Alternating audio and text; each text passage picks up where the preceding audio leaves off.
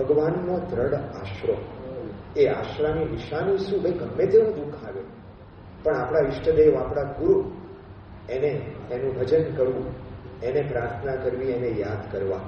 તો આ બધા પ્રસંગો દ્વારા આપણને ખબર પડે છે કે આશરો, પરિસ્થિતિ બધી જુદી હોય છે, પણ એ પરિસ્થિતિની અંદર પણ આપણે ખરેખર ભક્ત હોય તો એને ભગવાનને, સંતનો પૂર્ણ વિશ્વાસ હોય, દ્રઢ આશરો હોય. બાર પટોળી ગામ છે સૌરાષ્ટ્રની અંદર, અને ત્યાંના હરિભક્ત ખીમા ડોબરિયા હવે બહુ જ પ્રતિષ્ઠિત અને મોભાદાર વ્યક્તિ હતા, અને પોતે ખેતરે ગયા, એના પત્ની ઘરે હતા.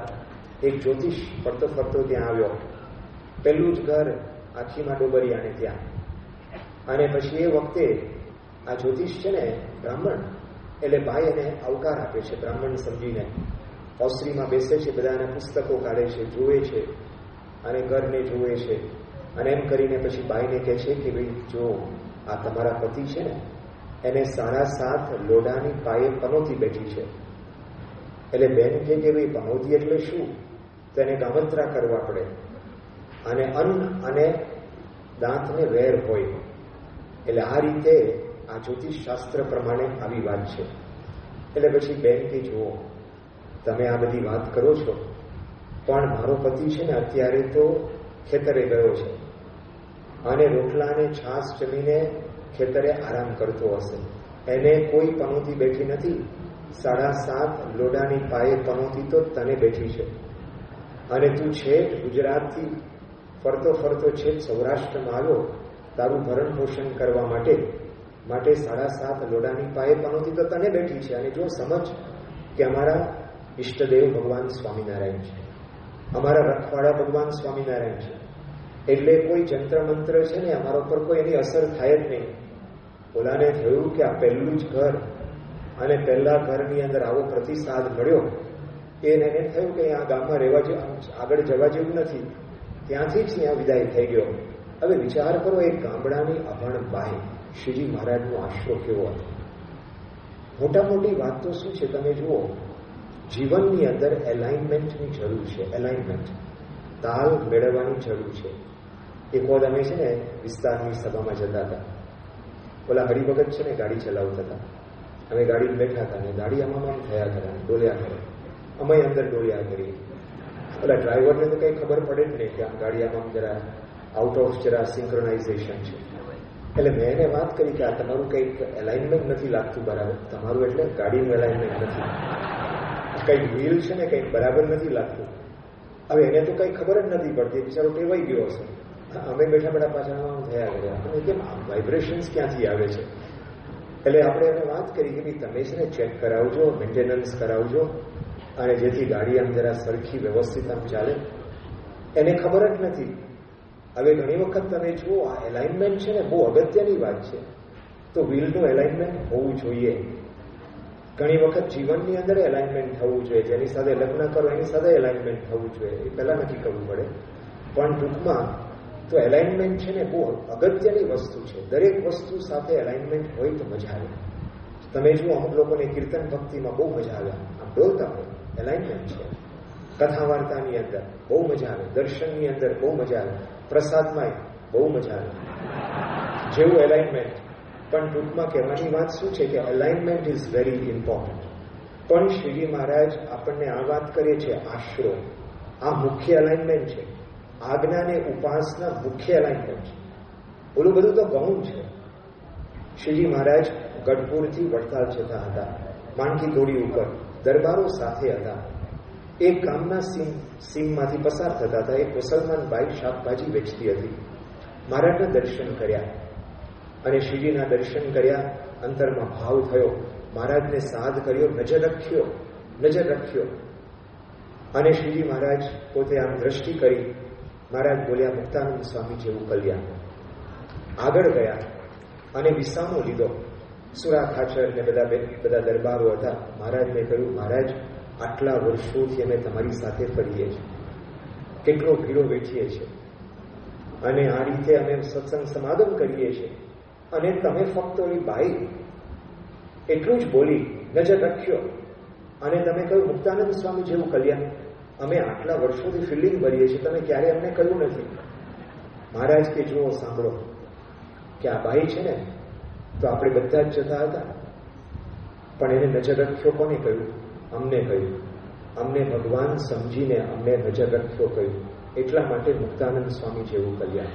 આ એલાઇનમેન્ટ છે. જુઓ, તો કંઈક ભગવાનનું સ્વરૂપ જ્યારે ઓળખાય છે તો એલાઇનમેન્ટ મોટા મોટું એલાઇનમેન્ટ છે. વાઘા ખાચર હતા સારંગપુરના.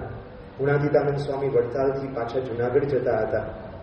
વાઘા ખાચર ગુણાતીતાનંદ સ્વામીને વાત કરે છે કે સ્વામી, સ્વપ્ન બહુ ભયંકર આવે છે.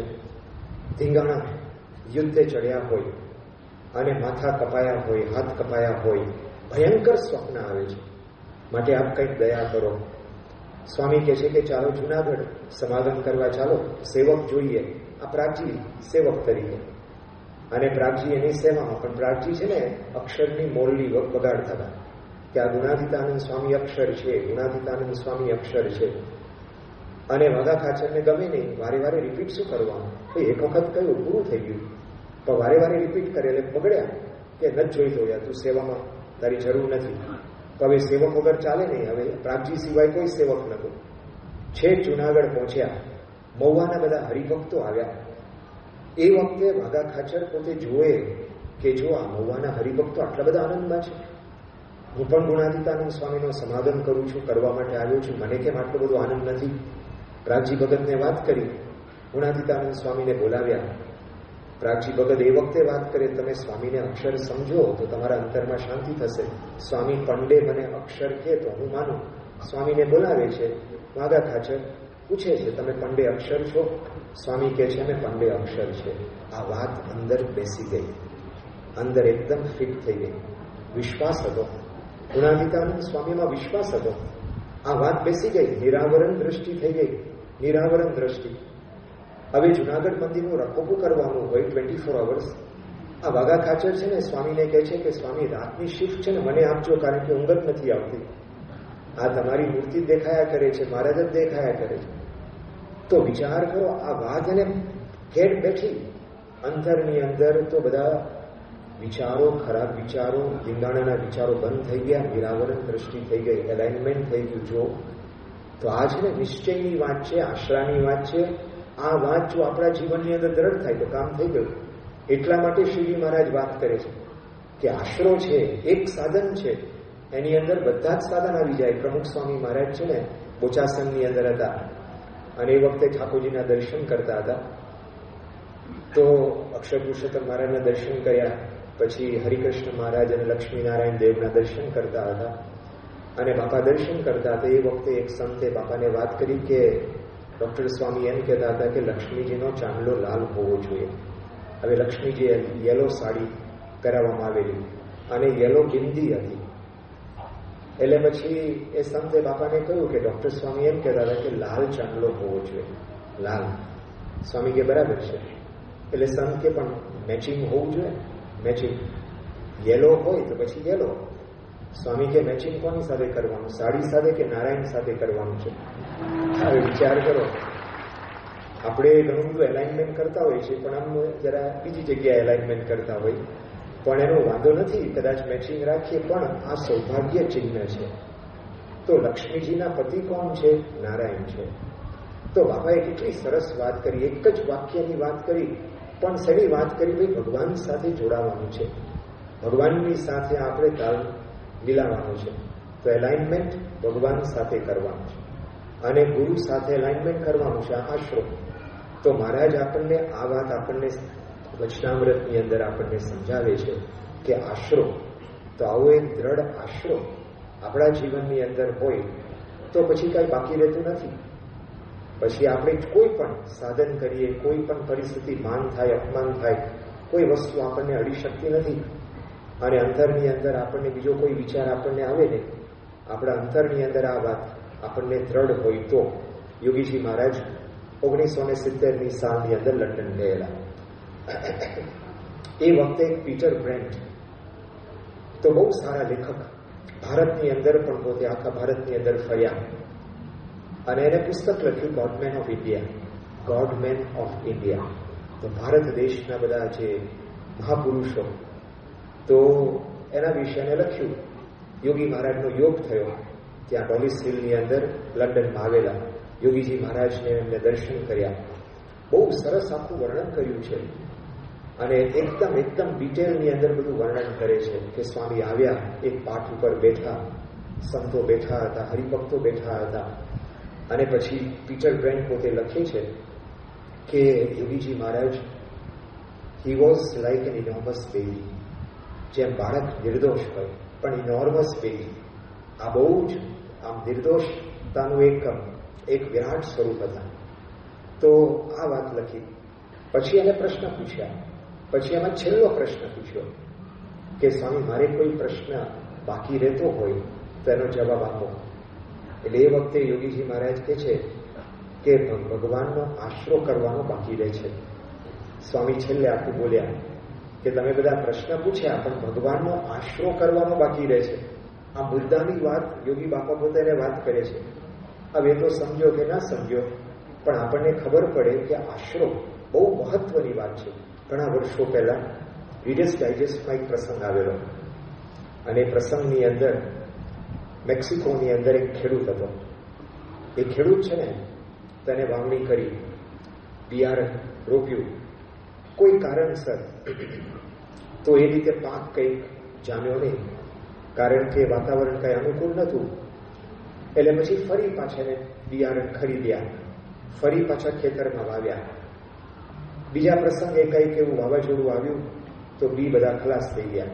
ત્રીજી વખતે તો હવે બહુ સામાન્ય ખેડૂત હતો, બહુ વધારે પડતો તાપ પડ્યો, બિયારણ બધા બળી ગયા. હવે એની પાસે પૈસા નહોતા અને પોતે વ્યવસાયિક ખેડૂત હતા. એટલે ઘણા બધા સગાવાલા છે મિત્રોને મળ્યા.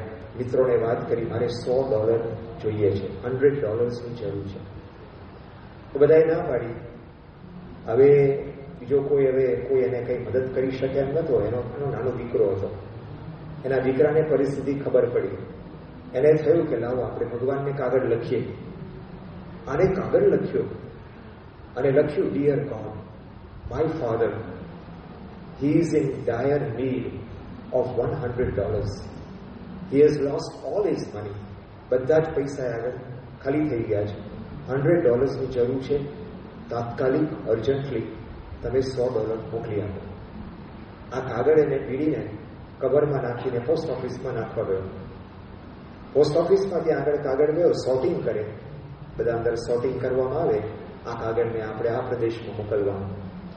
અને પછી જે પોસ્ટના બધા માણસો હતા એ સોર્ટિંગ કરતા હતા. એડ્રેસ તો એનું સામે જોયું તો લખ્યું ટુ ગોડ, ઉપર ટુ ગોડ લખ્યું હતું.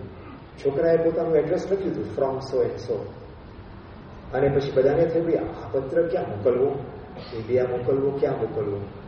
એટલે પછી બધાએ થયું કે હવે આ પત્ર તો ક્યાં. એના બોસ પાસે લઈ ગયા.